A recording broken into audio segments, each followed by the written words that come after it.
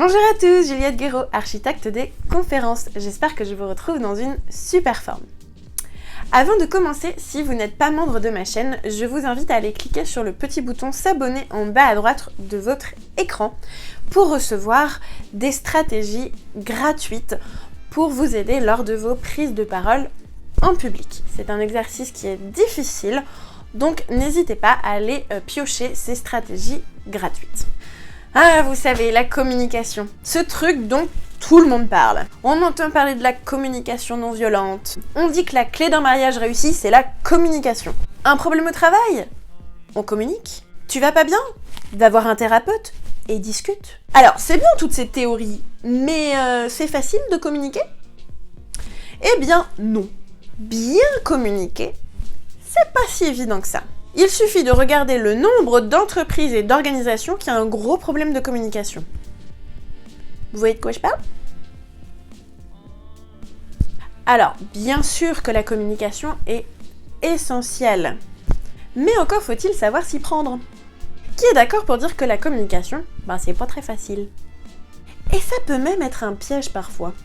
Si vous aussi, vous trouvez que la communication, c'est pas toujours ça, des fois c'est quand même pas si facile que ça, mettez un pouce ou alors un c'est clair en commentaire juste en bas. En fait, les difficultés de la communication peuvent s'expliquer par 5 grands mythes autour de la communication. Alors on connaissait les mythes, la mythologie grecque, mais il y a aussi toute une mythologie autour de la communication. Si, je vous assure. Et malheureusement, on ne les enseigne pas à l'école ou au travail, alors que Dieu sait qu'on en a besoin. Alors, sans laisser le suspense plus longtemps, mythe numéro 1. La communication résout tout. Alors, prenez quelqu'un qui vote Mélenchon et prenez quelqu'un qui vote Le Pen. Ils pourront tous les deux avoir des arguments en béton, y passer la journée, mais je peux vous assurer qu'à la fin de la journée, ils seront toujours pas d'accord. Vous connaissez des gens comme ça? Moi je les fuis en soirée, les gens qui ont absolument besoin de débattre en fait, parce que j'ai horreur de débattre quand je sais bien que ça sert à rien. Puisque la communication ne résout pas tout. Alors, il ne faut pas utiliser cette excuse en disant « Ah non, mais de toute façon, la communication, ça ne résout pas tout, donc on va arrêter de communiquer, chérie, ça sert à rien. » Non, c'est pas ce que je vous conseille. Simplement, comme disent les Américains, « Pick your battle ». Choisis ta bataille. Il y a des fois, il faut communiquer, et il y a des fois, ça en vaut pas la peine. Vous n'allez pas perdre en crédibilité, tout va bien. Au contraire, c'est une réaction plutôt intelligente de dire écoute, là, on va s'accorder de ne pas être d'accord, c'est pas grave. Deuxième mythe, si j'arrête de parler, j'arrête de communiquer. Alors, prenons le scénario suivant. Vous rentrez du travail, vous avez une longue journée et vous êtes content ou contente d'enfin rentrer à la maison. Et là, vous voyez votre conjoint ou conjointe, le visage fermé, pas un sourire, et qui passe devant vous et qui vous dit même pas bonsoir. Là, en général, vous reprenez la porte et vous partez jusqu'à ce que ça se calme. Non, je plaisante bien sûr, mais vous avez clairement compris qu'il y a un problème. En fait, votre partenaire vous a communiqué qu'il y avait quelque chose qui n'allait pas. Cette personne n'a pas dit un mot, on est d'accord. Mais en fait, son langage non verbal a dit tout ce qu'il y avait à dire.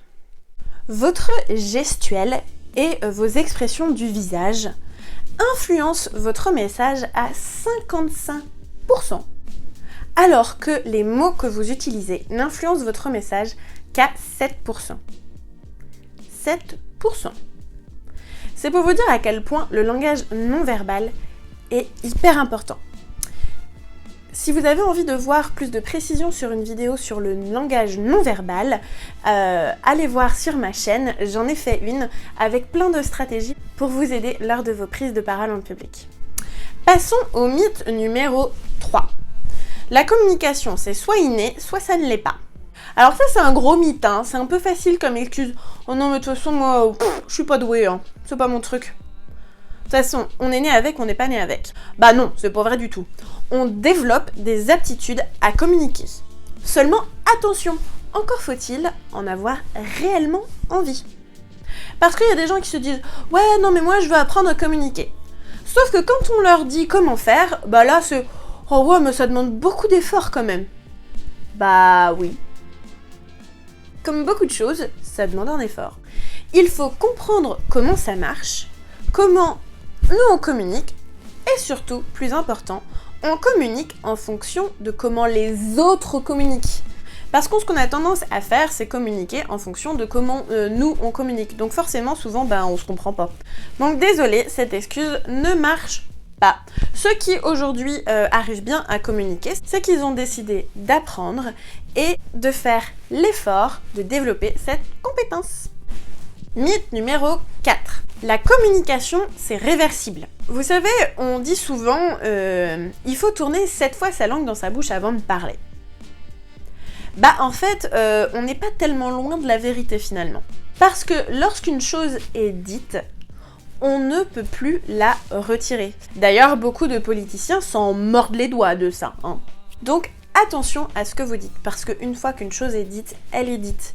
Et vous pourrez vous excuser autant de fois que vous voulez, vous pourrez revenir dessus autant de fois que vous voulez, mais ce qui est dit est dit. 5e mythe, alors c'est probablement peut-être mon préféré. La communication, c'est une formule magique.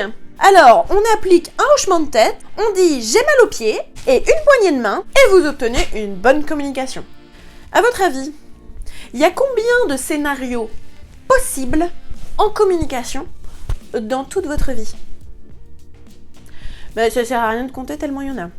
Et combien de variables différentes pour une même situation?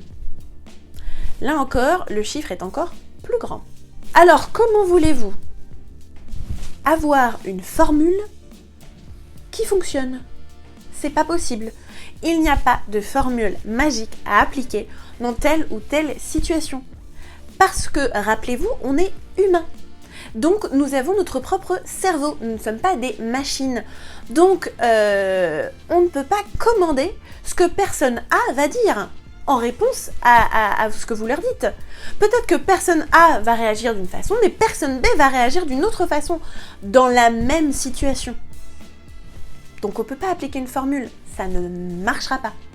On a tous notre histoire différente, on a tous un fonctionnement de cerveau différent, on a tous un background, un vécu différent. Donc forcément, il y a bien trop de variables pour avoir une formule qui marche à tous les coups. Même les commerciaux qui utilisent un script, je sais pas vous, mais moi je les vois arriver à des milliers de kilomètres. Et d'ailleurs, je fuis dans le magasin parce que je me dis simplement que ce qui les intéresse, c'est de vendre et non mon intérêt pour un produit particulier. Je me suis déjà fait avoir plein de fois, donc maintenant, je ne me fais plus avoir. Donc les scripts, ça sert à rien. On les remarque, nous. On voit bien que ça sert à rien. Donc voilà, les amis, pour ces 5 grands mythes sur la communication. Numéro 1, la communication résout tout. Numéro 2, si j'arrête de parler, j'arrête de communiquer. Numéro 3, la communication est innée ou non. Numéro 4, la communication est réversible. Et enfin, numéro 5, la communication est une formule magique. Alors, si vous connaissez des personnes qui auraient grandement besoin qu'on leur rappelle les 5 grands mythes de la communication, je vous invite à aller partager cette vidéo et leur renvoyer, et ça ne fera qu'améliorer nos communications. Et moi je vous dis à bientôt pour une prochaine vidéo. Ciao ciao!